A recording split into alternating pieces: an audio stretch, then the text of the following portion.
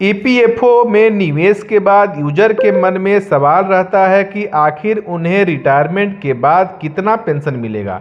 हम आपको इस आर्टिकल में, इस वीडियो में आपको एक फार्मूला बताएंगे जिसके जरिए आप आसानी से पेंशन कैलकुलेट कर सकते हैं। इसके अलावा आप 50 साल की उम्र के बाद अर्ली पेंशन का लाभ भी उठा सकते हैं। इस वीडियो को अगर आपने पूरा देख लिया तो इसके बाद आपको दूसरा कोई वीडियो देखने की आवश्यकता नहीं पड़ेगी। आप अपना खुद का और अपने किसी फ्रेंड सर्कल में किसी फ्रेंड का और अपने रिलेटिव का जो है पेंशन कैलकुलेशन कर पाएंगे और उनको कैलकुलेशन करके उनकी मदद कर पाएंगे। मेरा नाम है राज और आप देख रहे हैं वर्कअप सीएससी चैनल।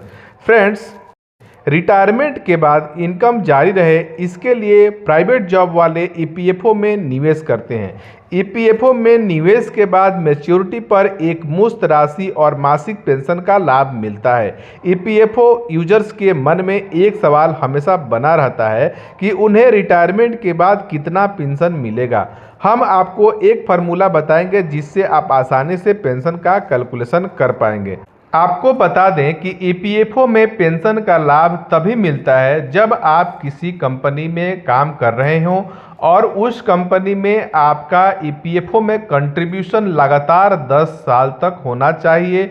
अगर आप किसी एक कंपनी में लगातार काम नहीं किए, अगर आप कंपनी चेंज करते गए तो आप अपना पीएफ भी जारी रखे हैं, पुराने कंपनी का पीएफ ट्रांसफ़र करा के नए कंपनी में लाए और वहाँ पर भी आपका पीएफ कटा, और फिर आप तीसरी कंपनी में गए और वहाँ पर भी आपका पीएफ कटा, और आप तीनों कंपनी के सर्विस को और पीएफ को ट्रांसफ़र कराते गए। इस प्रकार से यदि आपका टोटल सर्विस 10 साल पूरा हो जाता है तो आप पेंशन के लिए एलिजिबल हो जाते हैं।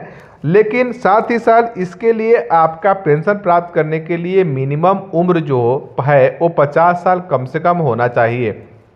वैसे पूरा पेंशन प्राप्त करने के लिए आपको 58 वर्ष होना चाहिए, लेकिन आप 50 वर्ष की आयु में अर्लियर पेंशन ले सकते हैं। ईयरली पेंशन में थोड़ा आपको घटे हुए दर पे पेंशन मिलता है। नॉर्मल जितना मिलता है उससे थोड़ा 4% प्रति वर्ष के हिसाब से कम मिलता है। तो सबसे पहले पेंशन का कैलकुलेशन करने का जो फार्मूला है उस फार्मूला को जान लेते हैं। फार्मूला है औसत सैलरी गुना पेंशनेबल सर्विस भागा 70। औसत सैलरी में आपकी बेसिक सैलरी और महंगाई भत्ता शामिल होता है।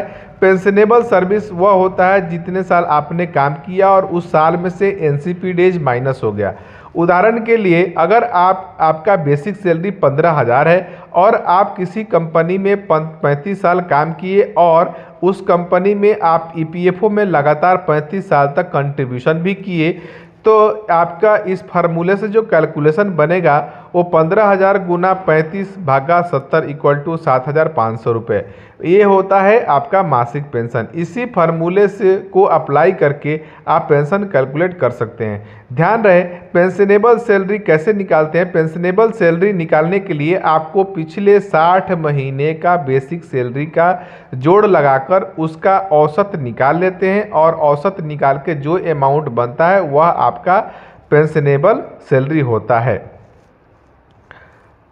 पेंशन कैलकुलेट करने का फार्मूला 15 नवंबर 1995 के बाद संगठित क्षेत्र के कर्मचारियों के लिए किया गया था। इनसे पहले के कर्मचारी के लिए नियम अलग है। ईपीएफओ अर्लियर पेंशन की भी सुविधा देता है।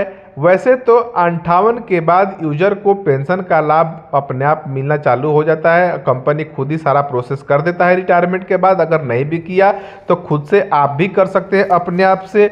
और 50 साल की उम्र में अगर आप काम करने के दौरान ही चाहते हैं कि आपका पेंशन चालू हो जाए तो आप 50 वर्ष के आयु में भी अर्लियर पेंशन सेलेक्ट कर सकते हैं। हालांकि आपको इसमें, जैसा कि मैंने पहले बताया, कि 4% प्रति वर्ष की दर से कम मिलेगा। उदाहरण के तौर पे यदि अगर आप 56 की उम्र में अर्लियर पेंशन का ऑप्शन सेलेक्ट करते हैं तो आपको 4% कम मिलेगा। हालांकि इसमें हर साल 4% की दर से कटौती की जाती है।